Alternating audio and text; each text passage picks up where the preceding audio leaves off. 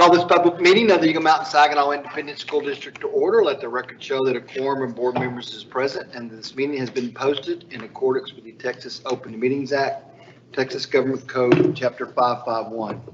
Are there any individuals who asked to speak tonight? None? All right, then we'll proceed with our agenda. The first is an EMS ISD Ethics and Communication presentation. Mr. Welch. Well, good evening, trustees. Tonight we have a couple of items, obviously all geared around a potential bond election. And since we are already in election season, why don't we go ahead and start off with a few reminders that would tie around a bond election in regards to law and ethics and communications during that time. So Texas Election Code does provide that an officer or employee of a political subdivision, school district like ourselves, may not spend or authorize the spending of public funds for political advertising. Political advertising, as defined, is a communication that advocates a particular outcome in an election. It includes statements made orally or in writing. And so one of the things to keep in mind and throughout the process is that you, as an individual, are free to express your opinion of the bond on your own time, but not in your capacity as a board member or employee. I'm talking about our officers. And you may do so using your own resources. So a couple of do's and don'ts as we for both board and employees. So please understand the bond process as that our bond package was developed by our bond steering committee, which I believe we have at least one representative for tonight. Thank you for being here in all your work throughout the process. That was comprised of residents who represent the community. They studied detailed information and deliberated thoroughly to form that recommendation that y'all received last week. The Board of Trustees studied and discussed the committee's recommendation before deciding to call an election, if y'all do so tonight. With the facts, you can share the facts. Using facts only, we educate people about the bond proposal. You can do so at any time when we're talking facts. Facts can include proposed projects, enrollment growth projections, financial tax rate information, facility condition, voting dates, times and locations, etc. Again, facts we want to make sure our community is advised fully of all the facts regarding the election. And then we can also and should encourage people to vote. So all those that live in the district, we can encourage them to register to vote. We also may share the voting times and locations, and we can by all means encourage them to exercise their right to vote, but we just can't tell them how to vote. The don'ts.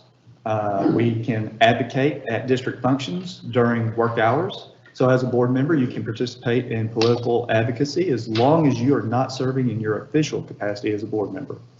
Employees can participate in political advocacy when they are not at work and they are not serving in their official capacity as an employee.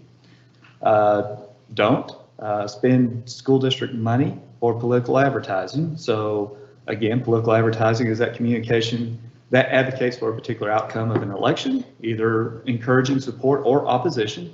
And that can be examples, can be flyers, newsletters, emails, websites, social media, anything utilizing district resources, cannot fall into the definition of political advertising per se. Don't use district resources for political advocacy, like we just said. District resources include the use of phones, computers, copiers, facilities, district email accounts, district or school social media accounts, etc. As a board member, we do not create or distribute political advertising on school district property, and employees cannot use their paid time to create or distribute political advertising. So from a communications standpoint, we move forward with the proposed bond election. There are various strategies and tactics that the district can utilize to share factual information. We make presentations to staff and community. That will probably include an informational video for them. We'll have a dedicated website as well as newsletters that are both internal and are directed for internal and external customers or citizens. Then we also have social media and printed materials. For instance, the EMS Proud magazine, targeted mailings, etc. And then one of the things we'll be setting up is a dedicated interest area within the Let's Talk function to make sure that we can efficiently get those questions answered that come from our citizens. And then we'll also provide a news release for web, social, and local media. With that, we have any questions? With us tonight is Paul Braden from Norton Rose Fulbright, our bond counsel. He's available if we have any additional questions. Otherwise, we can move on to the next agenda item. All right. Next is to consider all matters incident and related to calling a bond election to be held in the Eagle Mountain Saginaw Independent School District, including the adoption of an order pertaining thereto. Trustees, we, based on the recommendation from our bond steering committee last week and the discussion that emanated from that, we have before you a election order that would call a proposed bond election in the amount of $275 million for the May 7th, 2022 election date. And so if there are any questions, I'd be happy to answer those, but we provided suggested motion language for anybody who would like to make that motion. I move that the board approve an order calling a bond election to be held by the Eagle Mountain Saginaw Independent School District on the May 7, 2022 election day in a total authorization amount of $275 million as presented. Second. Marilyn? Okay, motion by Liz, second by Marilyn. Before we vote, just thanks again to board. You had a presentation about the details of this committee, of this bond commitment, proposed commitment at this time. And again, thank you to the committee. Thank you, Paul, for all the work y'all did on it. We appreciate it very much.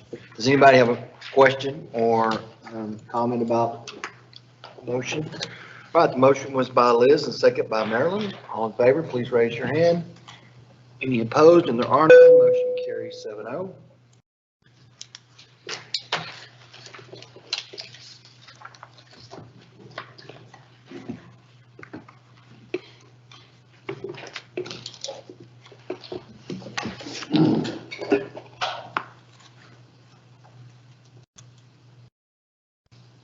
Seeing there's no further business to come before this board, Chair will entertain a motion to adjourn. I move that we adjourn. Second. Motion by Donna, second by Marilyn. All in favor?